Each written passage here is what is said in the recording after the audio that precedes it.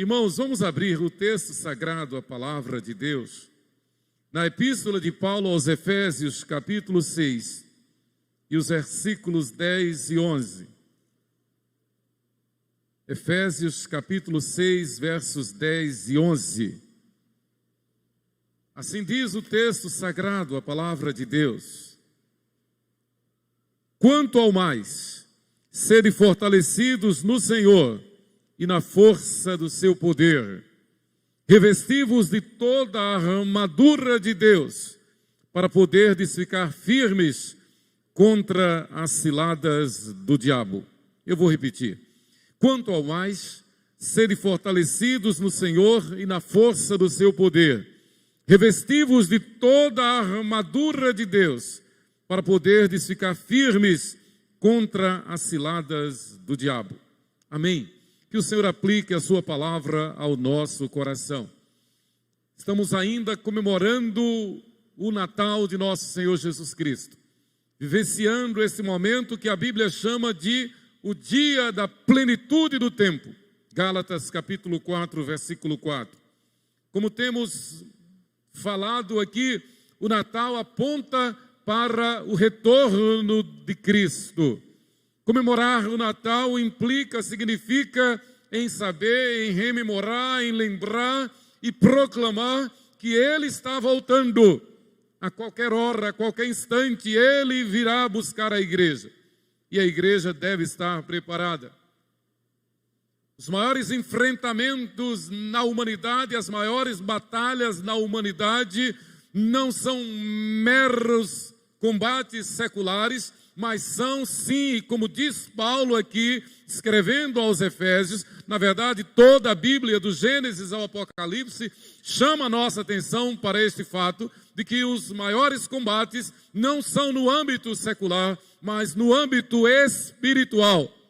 Desde Gênesis capítulo 3, que a história tomou um rumo diferente daquele que houvera sido decretado por Deus. Deus criou o homem perfeito. Deus criou Adão e Eva perfeitos. E lhes deu o paraíso, o Éden, para que vivessem sempre e eternamente na presença do Senhor. Mas surgiu ali um combate, surgiu ali um ataque, surgiu ali uma violência, surgiu ali algo que rompeu, algo que quebrou aquela comunhão, aquela vida, aquela intimidade do homem com Deus. O ataque do inimigo. Esse texto nos convoca para o combate. O reverendo Dr. Mark Lloyd Jones, comentando esse texto, ele diz: aqui está a convocação celestial para o combate. E essa convocação existe desde Gênesis capítulo 3. Toda a história da Bíblia, a gente lê cada texto da Bíblia, cada capítulo, cada livro da Bíblia, os livros históricos, o Pentateuco, os livros históricos, os livros poéticos, os profetas maiores, os profetas menores, os profetas por excelência, falando sobre esse combate. Isaías, Jeremias em Lamentações, Ezequiel, Daniel, Oséias, Joel, Amós, Obadias, Jonas, Miqueias, Naum, Abacuque, Sofonias, Ageu, Zacarias, Malaquias, todos os profetas, os salmistas, os evangelistas, os apóstolos, as epístolas na Bíblia, o livro da Revelação, o Apocalipse, mostra de forma magistral, de forma que deve causar em nós temor e tremor diante do eterno, diante da nossa responsabilidade como igreja de combater o bom combate. O nosso reitor no seminário, nosso mestre, reverendo Francisco Leonardo Scalvaic, ele sempre diz: o Senhor não nos prometeu uma viagem tranquila, mas nos garantiu uma chegada segura. O que ele quer dizer com isso é que nós estamos num combate, nós estamos numa batalha, a nossa vida nem sempre é tranquila, normalmente é de sobressaltos, normalmente é de contratempos, normalmente é de enfrentamentos, normalmente é de ciladas, normalmente a nossa vida é um vale de sombra da morte, mas o Senhor é Deus conosco. Certamente que a bondade e a misericórdia do Senhor nos seguirão todos os dias da nossa vida e habitaremos na casa do Senhor para todo sempre. Este habitaremos não é para todo mundo. Este habitaremos não é para quem quer simplesmente. Esse habitaremos é para os que combatem o bom combate, que completam a carreira, que guardam a fé e então receberão a coroa da vida, como diz Paulo escrevendo a Timóteo. Portanto, irmãos, a convocação para o combate é o tema que eu quero discorrer nesta manhã. Deus nos criou para um combate. A vida é um combate constante. Combater pela preservação do jardim do Éden, combater para dominar a natureza, uma outorga dada por Deus, uma responsabilidade dada por Deus aos nossos primeiros pais. Domine a natureza, dominem o mundo animal, dominem a criação. Esta autoridade o Senhor deu a Adão. Combater para dominar a nossa índole, a nossa natureza, combater para dominar o nosso ser, o nosso espírito, em decorrência daquela crise que aconteceu e que gerou a queda de Adão e Eva. Então nós temos agora a responsabilidade não apenas de administrar a ciência, não apenas de administrar a natureza, não apenas de administrar o mundo material, mas acima de tudo e principalmente nós temos a responsabilidade de administrar a nossa vida espiritual. Dominar a nossa vida espiritual, cuidar da nossa vida espiritual.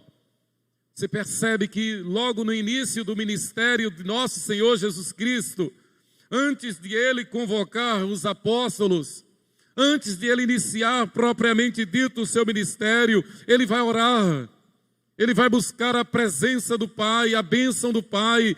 O Senhor Jesus, o Filho perfeito de Deus, vai orar, e enquanto Ele está orando, e Ele passa 40 dias e 40 noites em oração e jejum, e naquele combate santo, ele enfrenta literalmente a potestade do mal. Ele enfrenta literalmente Satanás, o adversário. Ele é tentado, ele resiste, ele vence aquele combate e vence em nosso nome. Vence em nome dos seus resgatados, da sua igreja fiel.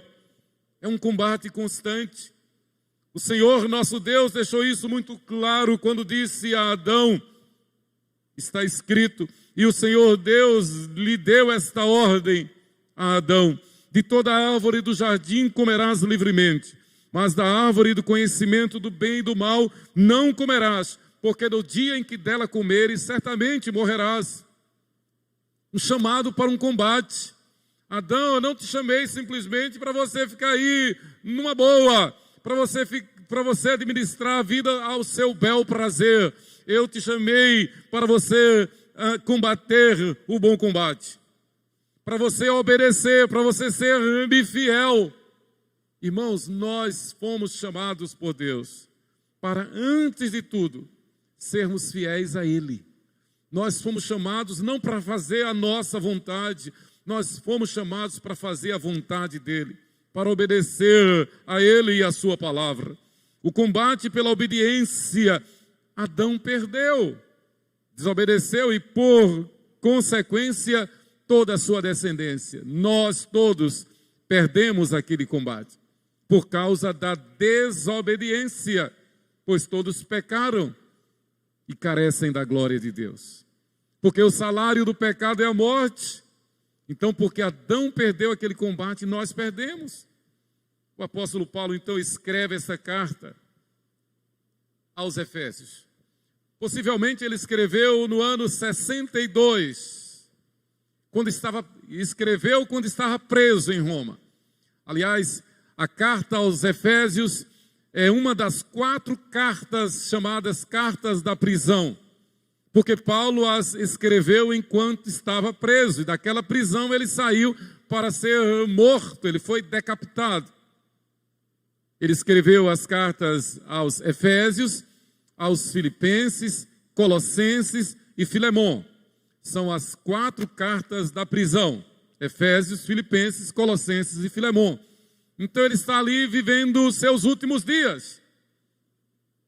Ele está se despedindo da igreja.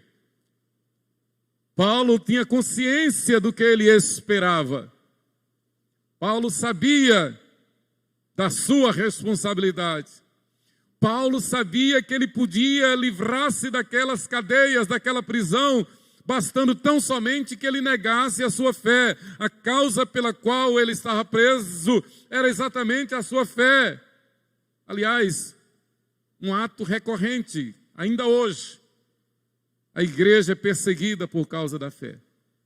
Ainda hoje, cristãos são perseguidos e mortos por causa da fé. Ainda hoje, cristãos podem livrar-se da cadeia, da prisão e da morte, bastando para isso negar a fé. Paulo poderia ter negado a fé e preservado a sua vida física. Teria perdido diante de Deus o bom combate. Teria recebido uma condenação eterna. A Bíblia diz que nos dias iminentemente próximos à volta do Senhor Jesus, os dias em que a igreja estará enfrentando a grande tribulação, muitos crentes, muitos membros da igreja, muitos cristãos, muitos que comemoram o Natal, muitos que têm a Bíblia, muitos que se emocionam com a palavra, muitos que se emocionam com as boas pregações, muitos que se dizem cristãos,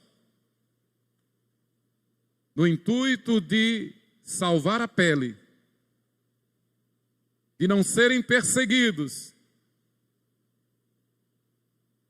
de livrar-se da morte física, vão sujeitar-se, vão submeter-se, vão aceitar a marca da besta que a Bíblia chama.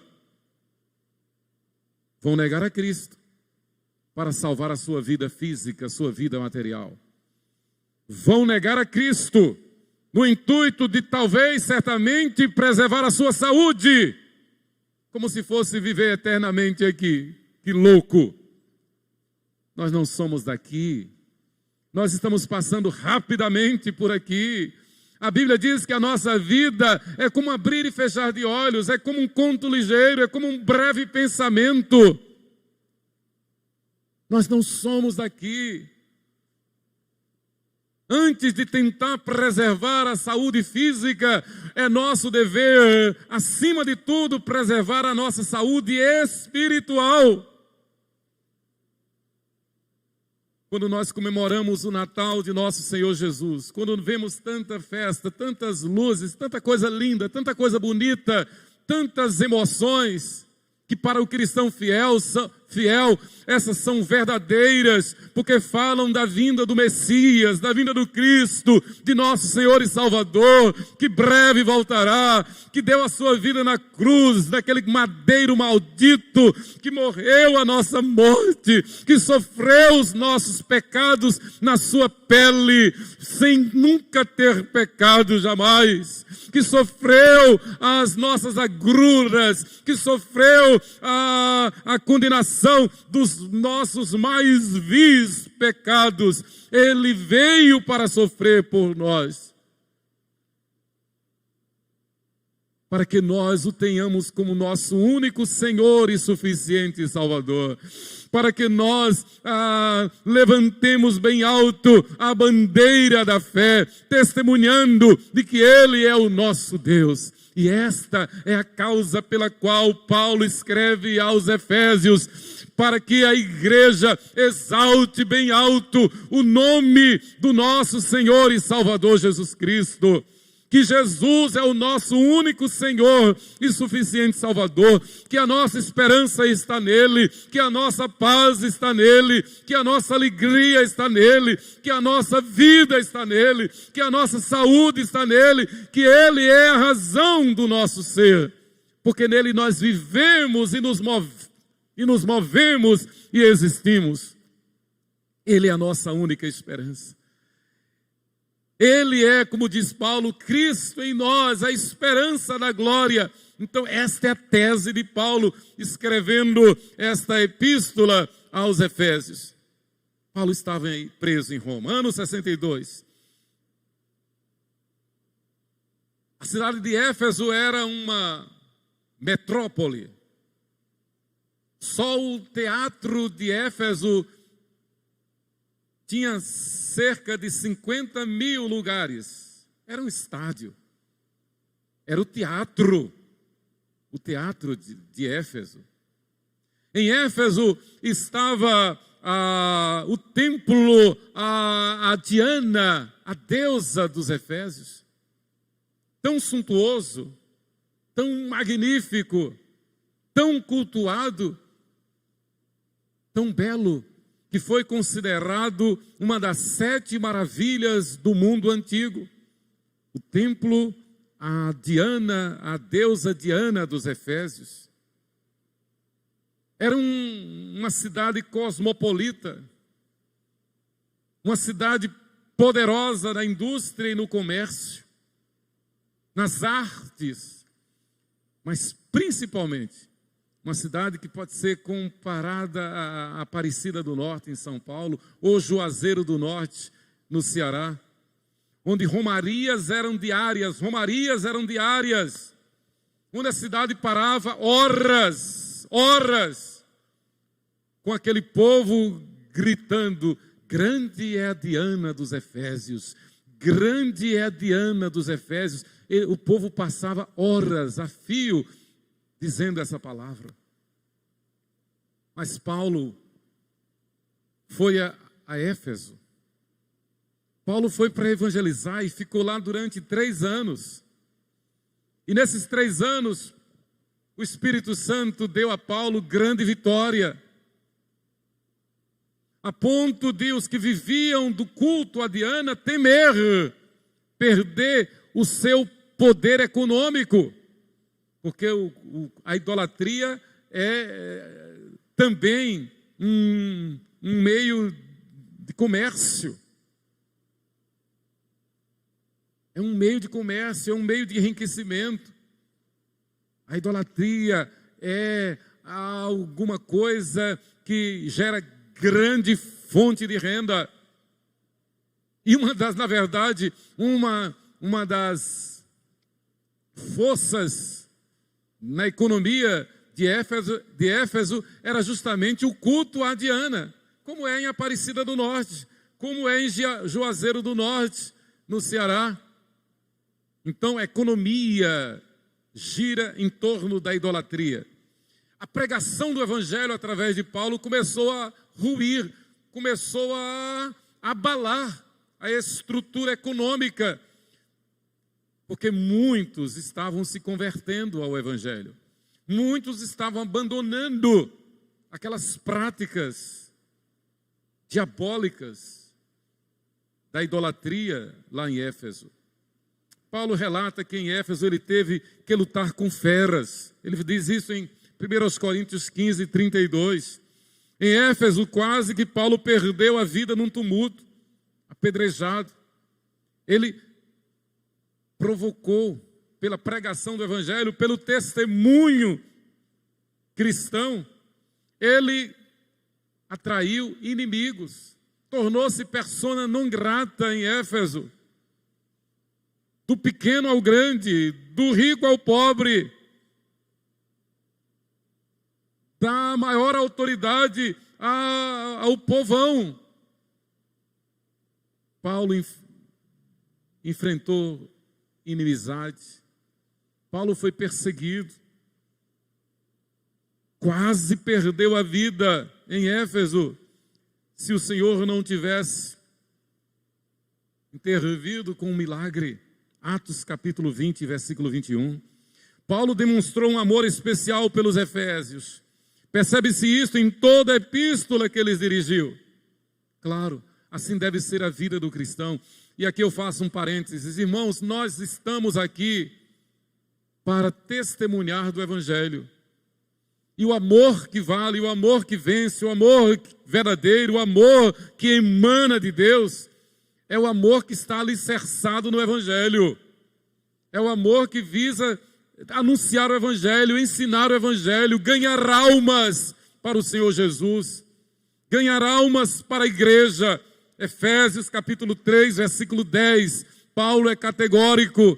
Ele diz: para que pela igreja a multiforme sabedoria de Deus seja conhecida agora dos principados e potestades.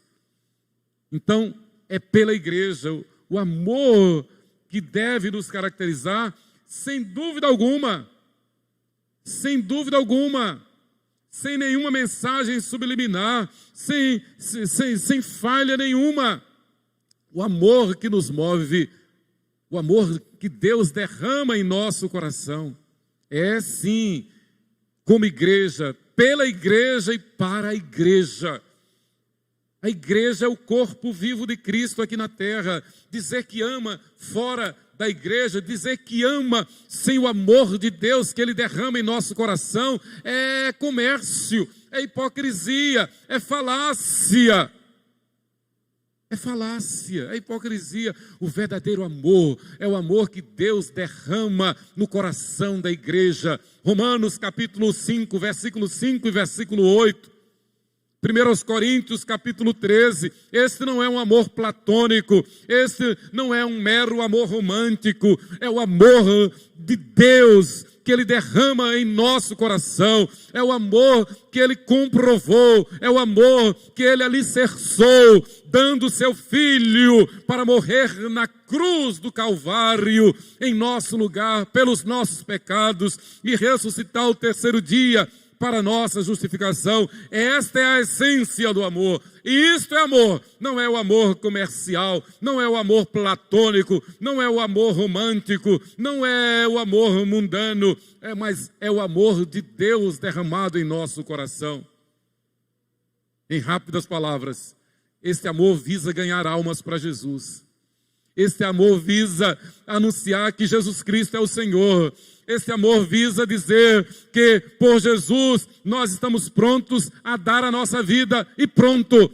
Este amor, este verdadeiro amor, é o amor que nos faz resistir a toda e qualquer marca do inimigo, a toda e qualquer proposta do inimigo, a toda e qualquer sedução do inimigo. Este amor é o amor que faz com que nós neguemos a nós mesmos em função de Jesus Cristo, nosso Senhor. Este amor é o que faz com que, se necessário for, digamos como aqueles amigos de Daniel lá na Babilônia, Misael, Ananias e Azarias: olha, ó rei, saiba que nós não nos ajoelharemos diante de ídolo, diante de imagem nenhuma. Ainda que o Senhor nos mande para a fornalha, nós não vamos nos ajoelhar diante de ídolo nenhum. Se o Senhor quer nos mandar para a fornalha, mande. Mande. É este amor, o amor que Deus derrama em nosso coração. É este amor que fez com que Misael, Ananias e Azarias optassem por serem condenados à fornalha acesa. Esse amor que fez com que Pedro e João dissessem às autoridades em Jerusalém: antes importa obedecer a Deus do que aos homens. E eles sabiam que a desobediência à autoridade poderia significar a pena de morte. Mas por causa do amor de Deus no seu coração e no nosso coração, nós podemos dizer como os apóstolos Pedro e João: antes importa obedecer a Deus do que aos homens. É nesta linha de raciocínio que Paulo escreve aos Efésios. Nesta epístola aos Efésios, o apóstolo Paulo chama a atenção para, irmãos, a real e urgente necessidade da igreja enfrentar o combate espiritual. Mais do que nunca, a igreja está enfrentando um combate espiritual. A igreja está fenecendo na Europa, em muitos lugares já acabou. Um colega meu, no início deste ano, fevereiro, esteve em Labri, em Genebra, na Suíça. Labri, aquela instituição criada pelo amado teólogo Franz Schaeffer. E esse amigo meu esteve lá. E ele disse, eu fui visitar então a igreja de São Pedro, que foi a igreja de Calvino, onde Calvino foi pastor. E ele disse, Emanuel, fiquei bobo, pasmo. O lugar do templo, o lugar da igreja onde Calvino foi pastor, transformou-se num centro comercial. Ali tem lojas, tem bares, casas de jogos. É tudo menos casa de Deus. A Europa toda está assim. Os Estados Unidos estão sendo assolados.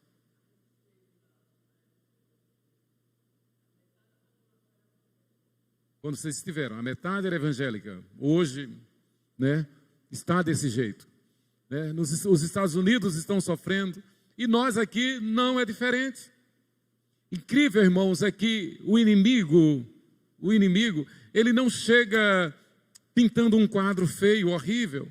Ele não chega assim, simplesmente dizendo que você não é cristão, que você deve deixar de ser cristão. Não. O inimigo chega dizendo, seja cristão do jeito que o mundo gosta. Seja cristão para agradar o mundo. E talvez assim, exatamente assim, as estatísticas mostram pessoas que se dizem cristãs nominais, mas que não são de fato,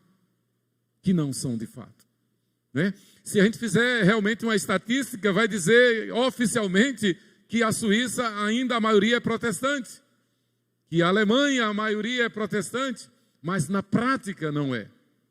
Porque infelizmente há muito tempo a igreja lá na Europa se tornou estatais, empresas estatais as igrejas. Isso foi uma violência contra a igreja. Calvino, certamente iluminado pelo Espírito Santo, 500 anos atrás, ele já dizia, a igreja é separada do Estado. O Estado não pode ter ingerência sobre a igreja. E a igreja não deve aceitar nada de favor do Estado. Calvino disse isso 500 anos atrás. Mas, infelizmente, os seus seguidores, na grande maioria, não obedeceram a este preceito. Paulo sabe de que a tentação de negar a fé, a tentação de abrir mão do revestimento do poder, a tentação de imaginar que a luta da igreja é uma luta apenas racional, lógica. E Paulo diz, não, a luta da igreja é espiritual, a batalha da igreja é espiritual. E isso é tão grave, tão sério, que há muitos teólogos que negam isso que Paulo está dizendo. Há muitos teólogos que dizem, não existe batalha espiritual, não. Não existe nenhuma ingerência espiritual maligna, não. Meu Pai, como é que pode? O inimigo foi lá na sala do trono de Deus e tentou contra Jó. Foi lá onde Jesus estava orando e tentou Jesus 40 dias, 40 noites, oferecendo o mundo a Jesus. Que ousadia! Todos os patriarcas foram tentados, todos os profetas foram tentados, todos os apóstolos, Jesus foi tentado. O único que não caiu em tentação foi o Senhor Jesus. Mas todos, de alguma forma, em algum momento caíram. Davi, Samuel, Paulo, Pedro, João, todos caíram.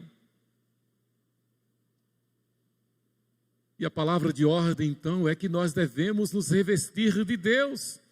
Devemos nos revestir da armadura de Deus. Então, Paulo diz de forma categórica,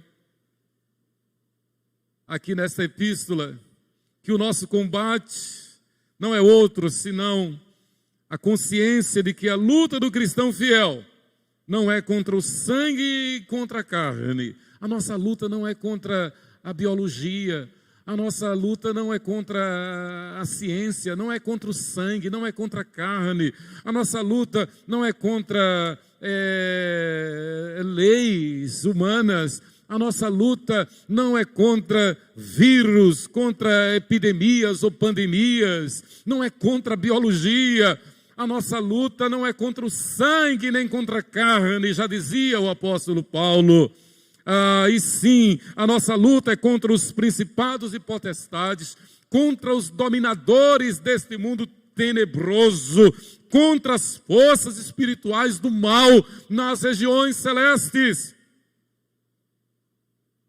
No reino espiritual, imaterial, há uma luta terrível que vem sendo travada desde Gênesis capítulo 3, e essa luta só cessará quando então o Senhor voltar para buscar a igreja, e então amarrar o inimigo e o lançar para sempre no abismo, no inferno, e fechar com as chaves que estão nas mãos do Senhor Jesus. Este combate só cessará quando, enfim, o Senhor, no tempo que Ele predeterminou, lançar o inimigo no inferno, trancá-lo. A Bíblia diz lá em Apocalipse, porque Jesus é quem tem as chaves do inferno. E então, quando acontecer isso, essa luta cessará. Haverá então novos céus e nova terra, e nós ansiamos por este momento. A Bíblia manda que nós estejamos na expectativa, preparados, não para defender a nossa pele, não para defender a carne e o sangue, não para defender a nossa vida material, mas para defender a nossa vida espiritual, para defender a nossa fé. Como diz Pedro na sua epístola, para responder a tantos quantos nos perguntem a razão da nossa fé. A convocação para o combate cristão, irmãos. Vamos deter-nos apenas nestes dois versículos 10 e 11. Quanto ao mais, sede fortalecidos no Senhor e na força do seu poder. Revesti-vos de toda a armadura de Deus, para poderdes ficar firmes contra as ciladas do diabo. Percebe, irmãos? Paulo está falando de um âmbito espiritual, no âmbito espiritual, no mundo espiritual. Ele não está falando no mundo material, no mundo secular, no mundo terra-terra. Ele está falando do mundo espiritual. Ele está dizendo que a igreja, a noiva de Cristo, a igreja, o corpo vivo de Cristo, enfrenta uma luta que transcende ao tempo, que transcende a matéria, uma luta espiritual. E não é uma luta contra qualquer um, é uma luta contra principados e potestades, contra dominadores deste mundo tenebroso. A convocação para o combate, irmãos, exige que estejamos fortalecidos no Senhor e na força do seu poder. Exige que estejamos fortalecidos no Senhor e na força do seu poder. E quanto a isso, a teologia fala de meios de graça. Por exemplo, a escola dominical é um meio de graça, o culto é um meio de graça. Os ministérios da igreja, e ministério de missões, ministério da música, ministério do louvor, o ministério infantil, os ministérios da igreja são meios de graça, onde nós desenvolvemos a comunhão dos santos, os cultos, a santa ceia, o ato do batismo, da profissão de fé, são meios de graça. A oração, meios de graça. O cantar louvores a Deus, a leitura da palavra são meios de graça, pelos quais nós somos edificados, pelos quais nós nos aproximamos mais de Deus. A evangelização é um meio de graça.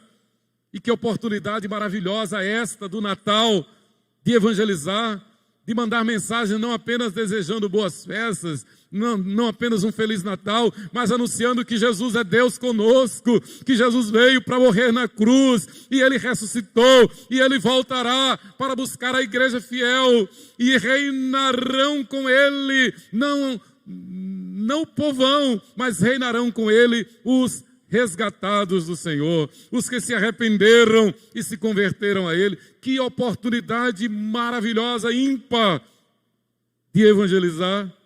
Estejamos fortalecidos no Senhor e na força do seu poder.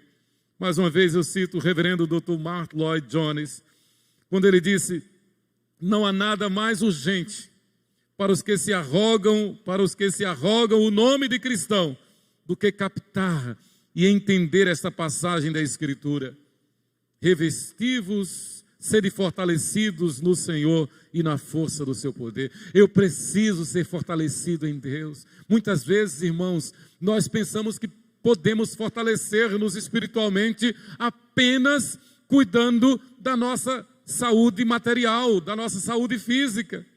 Muitas vezes nós somos tentados a pensar que podemos ser fortalecidos espiritualmente quando está tudo bem nas finanças, quando está tudo bem na saúde física, quando está tudo bem com o carro, com a casa, com os filhos, com a família, com o trabalho, com a sociedade em geral. Não, esse não é um parâmetro para medir o nível espiritual que devemos ter, que Deus quer que tenhamos.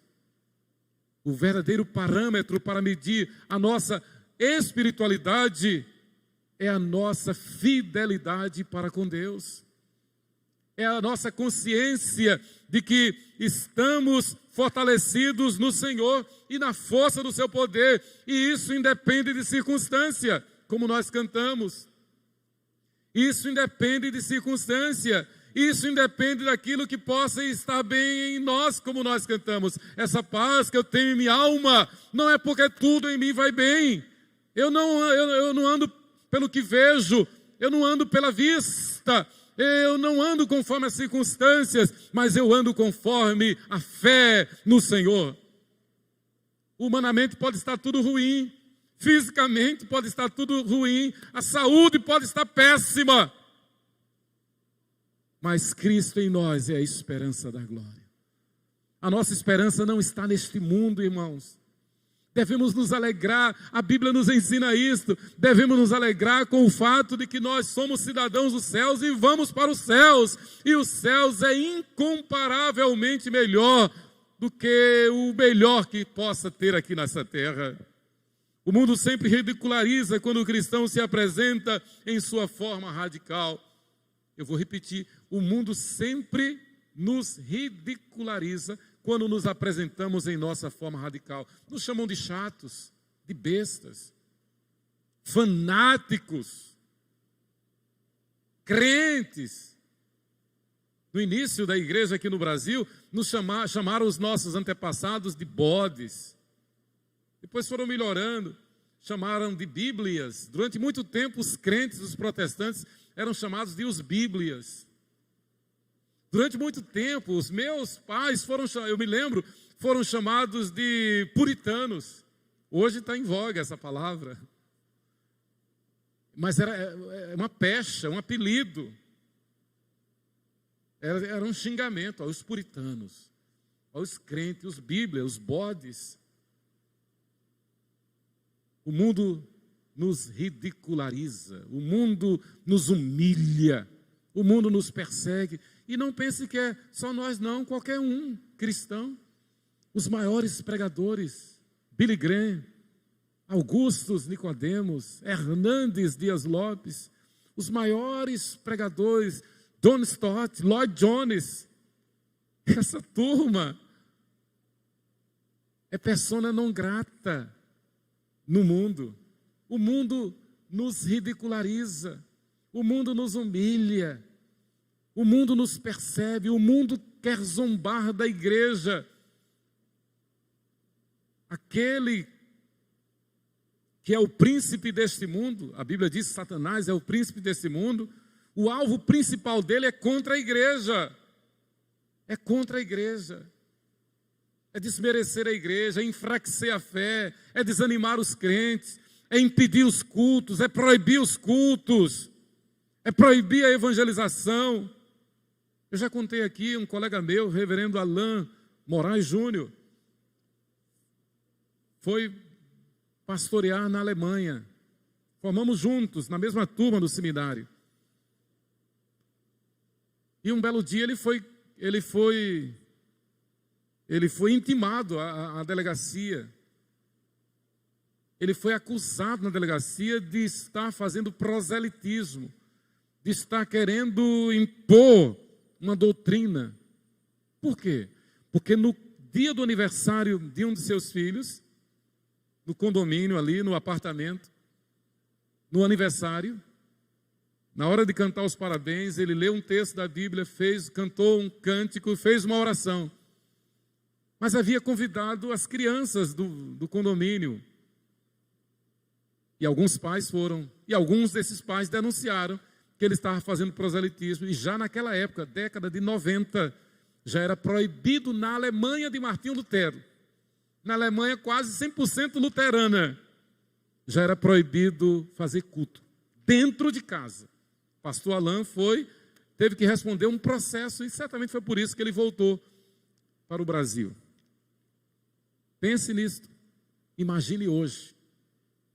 Igrejas lacradas, crentes intimidados. E o inimigo diz, não, você pode ser crente em casa, você pode ser crente de qualquer jeito, você pode ser crente do seu jeito. Agora você não pode evangelizar, você não pode andar com a Bíblia, você não pode abrir as portas do templo, você não pode construir templo, você não pode se reunir num templo, você não pode evangelizar. Isso já está acontecendo e chegando ao Brasil. O cristão fiel, irmãos, precisa urgentemente revestir-se do Senhor e da força do seu poder.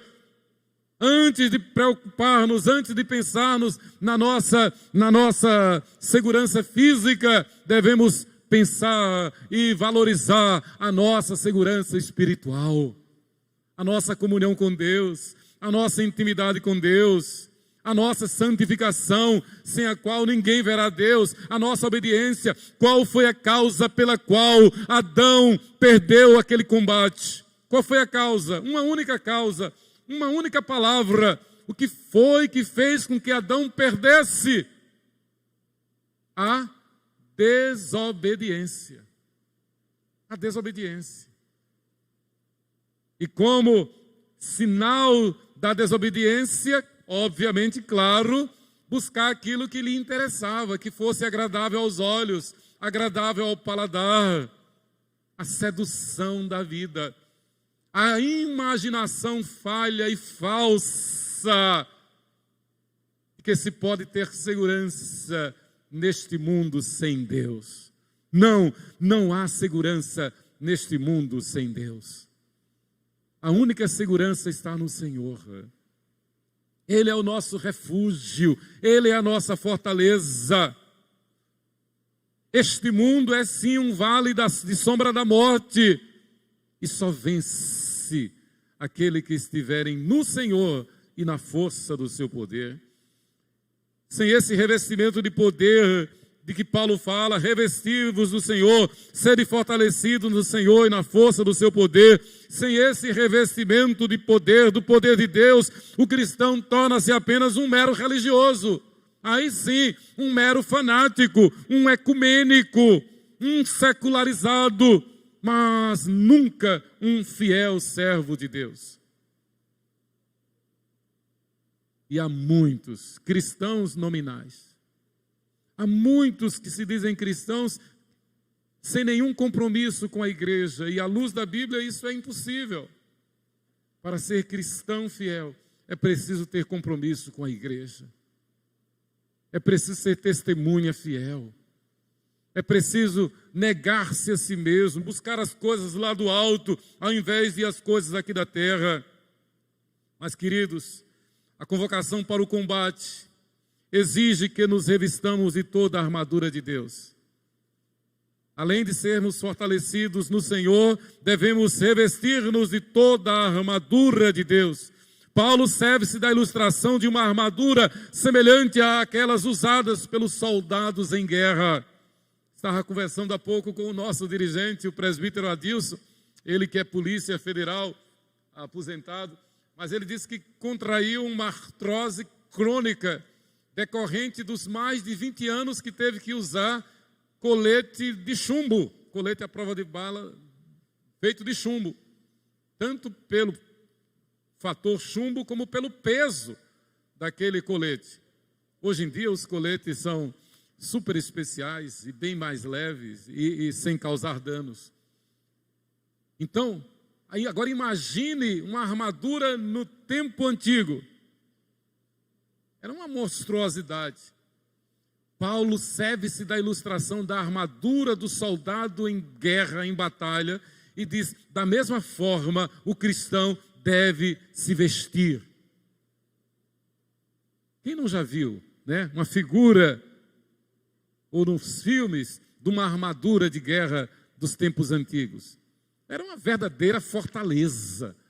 A pessoa ficava dentro de um amontoado de ferro, de bronze, ali dentro.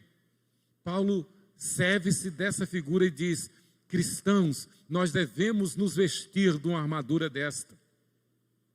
Vestir-nos da armadura, e essa armadura é a armadura de Deus.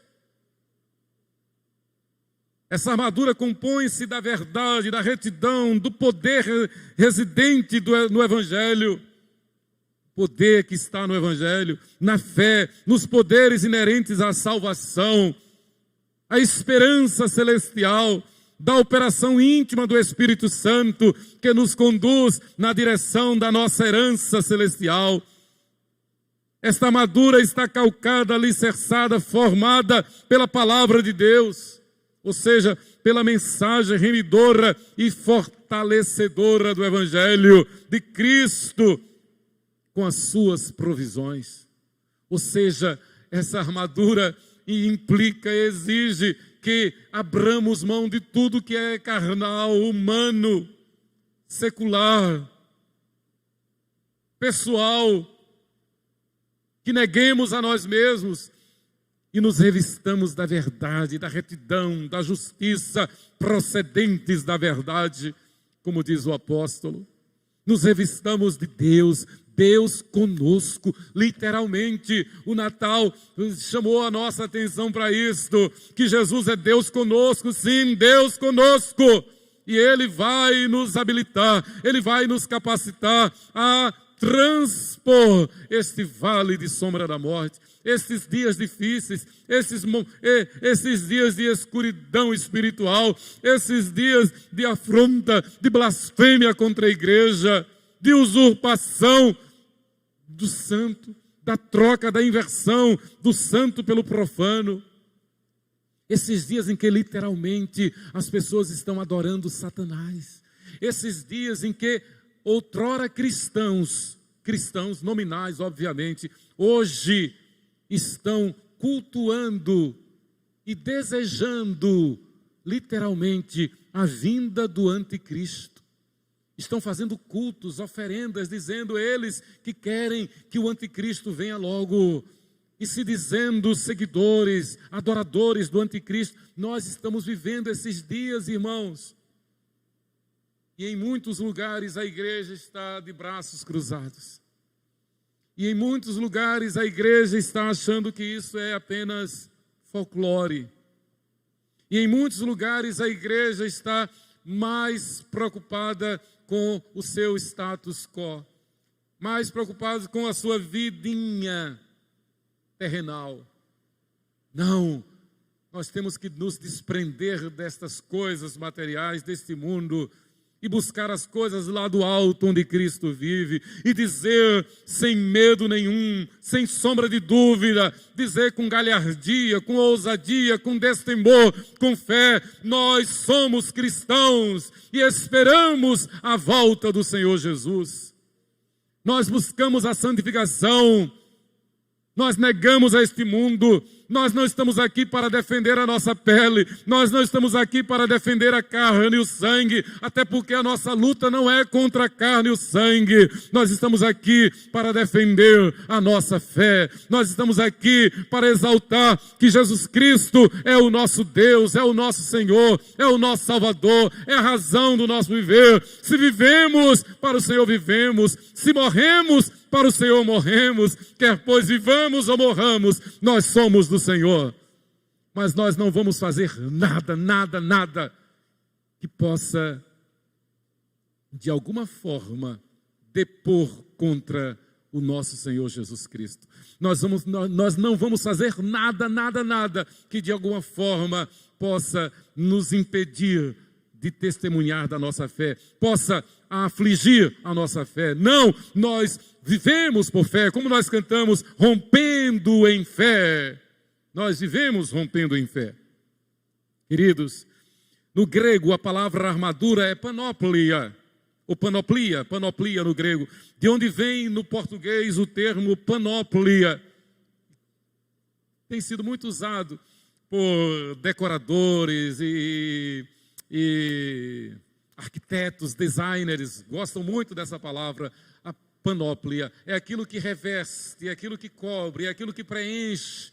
Então você está construindo uma casa e você vai fazer um jardim de inverno e aquilo ali é uma panóplia, porque cobre, protege ali com plantas, com flores, decora o ambiente, uma panóplia.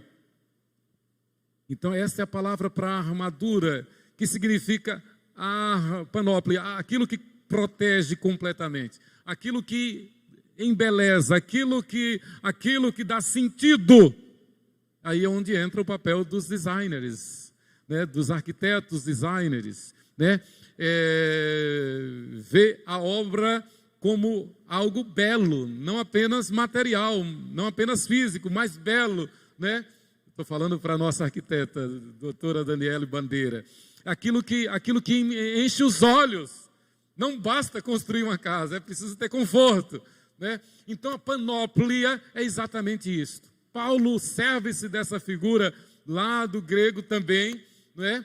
Para mostrar como nós devemos aderir, né? Devemos entender a necessidade que temos de ter esta armadura. Onde, quando o mundo olhar para nós, perceba que nós não estamos presos a este mundo, mas nós vivemos na dimensão da glória celestial, revestidos do poder de Deus, da panóplia de Deus. O que Paulo está dizendo é que o cristão precisa de um completo condicionamento, de profundo preparo espiritual, em nada deficientes, sob pena de nunca se obter qualquer vitória diante de Deus. Seja revestido da panóplia de Deus. Quando as pessoas olharem para você, vejam a beleza da arquitetura, vejam a beleza do designer, e o designer é Deus. Deus te salvou, Deus nos salvou, e Ele nos embeleza, e Ele nos enche do seu poder, e Ele nos enche da sua glória, e Ele nos santifica para nós resistirmos no dia mau. Para que o mundo, olhando para nós, veja Cristo em nós, a esperança da glória, para que nós nos animemos e nos alegremos a cada dia, a cada manhã, de que nós não somos deste mundo, mas nós somos cidadãos do reino celestial. Que palavra linda, nossa secretária Simone Carvalho escreveu esses dias no Facebook. Nós sabemos, ontem fez 15 dias que Luiz Antônio partiu para a eternidade. E Simone escreveu: é o primeiro Natal que nós passamos sem ele. Ele não está comemorando o Natal conosco, mas ele está comemorando o Natal com o dono do Natal. Ele não está na nossa casa comemorando o Natal de Jesus, mas ele está com Jesus comemorando o Natal. Somente quem tem fé, somente quem rompe em fé é que pode dizer esta palavra. O que eu quero dizer, irmãos, é que nós devemos o tempo todo viver essa palavra, testemunhar essa palavra, ter essa convicção, ter esta esperança. Mas em terceiro lugar, a convocação para o combate cristão exige que estejamos firmes contra as ciladas do diabo. Revestir-se de Deus, revestir-se do poder de Deus, revestir-se da armadura de Deus e ficar firmes contra as ciladas do diabo. Isto é claro na Bíblia, do Gênesis ao Apocalipse. A nossa luta não é contra o sangue nem contra a carne, mas é contra os principados e potestades. Quem quer perturbar a caminhada da igreja não é o homem, é o inimigo. Quem quer intimidar a igreja não é o homem, é o inimigo. Quem amarra as pessoas e cega o entendimento das pessoas é o inimigo, é o adversário, é o Deus deste século. A Bíblia diz o Deus com letra minúscula deste século, o diabo, cegou o entendimento dos incrédulos, para que não lhes resplandeça a glória de Deus. Mas o papel da igreja é romper em fé. O papel da igreja é romper as trevas. O papel da igreja é levar avante a voz do Evangelho. O papel da igreja é iluminar, é romper as trevas com a luz do Evangelho. O papel da igreja é ser luz no mundo, é ser sal na terra. Esse é o nosso papel. Nunca nos intimidar diante do mundo. Nunca baixar a cabeça diante do mundo. Nunca negar o Evangelho diante do mundo. Nunca. Jamais. Ainda que corramos risco de morte, que mate. Vai matar a matéria, mas o nosso espírito será automaticamente promovido e receberá a coroa da vida e o corpo celestial. Essa é a nossa esperança. No grego, a expressão ficar firmes é istemi, que significa oferecer resistência. Istemi, oferecer resistência. Percebe que o nosso papel não é um papel secundário, mas é um papel de vanguarda. Nós não estamos aqui para dar as costas, nós não estamos aqui para esmurecer, nós estamos aqui para combater, para avançar. Há um hino antigo, e está no nosso cenário novo cântico, que diz: avante, avante, ó crentes, soldados de Jesus. Avante, avante, ó crentes, soldados de Jesus. Outro hino: vamos nós trabalhar, somos servos de Deus, nosso mestre seguir no caminho dos céus. Um outro hino, um pendão real: vos entregou o rei, a vós, soldados seus. É a expressão bíblica da nossa fé. É o que Paulo está dizendo quando diz: ficar firmes, istemi, ofereça resistência. Permaneça firme, dê a entender, aliás, a expressão dando a entender que o cristão fiel deve resistir a todo tipo de assédio de impiedade, deve batalhar com êxito, obtendo a vitória sempre. Nós sim somos mais do que vencedores. Isso não é utopia, isso não é autoajuda, isto é verdade. Ser mais do que vencedor no combate da fé. O problema é que muitos inverteram, muitos atrapalharam e pensaram que esse ser mais do que vencedor fosse no sentido material, no sentido financeiro, econômico, no sentido físico, de saúde física. Não! É no sentido espiritual. A nossa vida é espiritual. O nosso maior alvo, o nosso maior sonho, o nosso maior desejo é a vitória espiritual. Muitos, o maior sonho, o maior desejo é material, é coisa física, é coisa que é pó e ao pó voltará, é coisa que é ferro e a ferrugem e vai destruir, é coisa que é deste mundo e o ladrão vem e roubará. Não é disso que a Bíblia está falando quando diz que nós somos mais do que vencedores. Quando a Bíblia diz que nós somos mais do que vencedores, é no sentido espiritual, é no sentido da fé mesmo. Com doença ou sem doença, com saúde ou sem saúde, com riqueza ou sem riqueza, nós somos mais do que vencedores. Mais do que vencedores na fé, oferecendo resistência. E mais uma vez, Paulo se serve da linguagem militar. A ideia de Paulo aqui continua sendo na linguagem militar, de que o cristão fiel não deve em nenhum momento retroceder e por nada deve recuar em sua fé e testemunho. Istemir era exatamente uma expressão usada pelos comandantes, pelos generais, pelos capitães, diante de seus soldados. Não retrocedam, não deem as costas, não desanimem, avancem, enfrentem, vençam o inimigo. Esta é a expressão.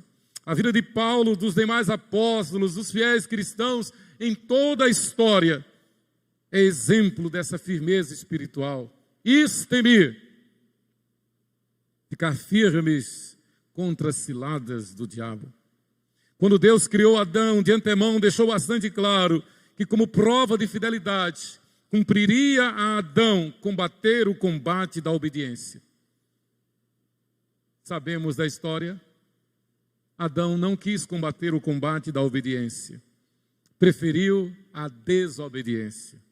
Apesar da queda de Adão e, por consequência, de toda a humanidade, Deus deu a todos os que creem a oportunidade de combater o combate da obediência. Adão errou, mas nós podemos acertar. Adão errou, mas nós podemos acertar. Combater o combate da obediência para se obter uma vida plena, que agrade a Deus, que promova a santificação individual do crente, que promova a evangelização e a edificação do corpo de Cristo, que é a igreja. E para isso nós precisamos, como diz Paulo, precisamos estar fortalecidos no Senhor, precisamos estar revestidos de toda a armadura de Deus, precisamos de istemi, precisamos estar firmes contra as ciladas do diabo. Assim, e somente assim, nós cumpriremos a missão da igreja que o Senhor confiou a cada um dos seus fiéis. Que o Senhor nos encontre fiéis. Que Deus nos abençoe. Amém.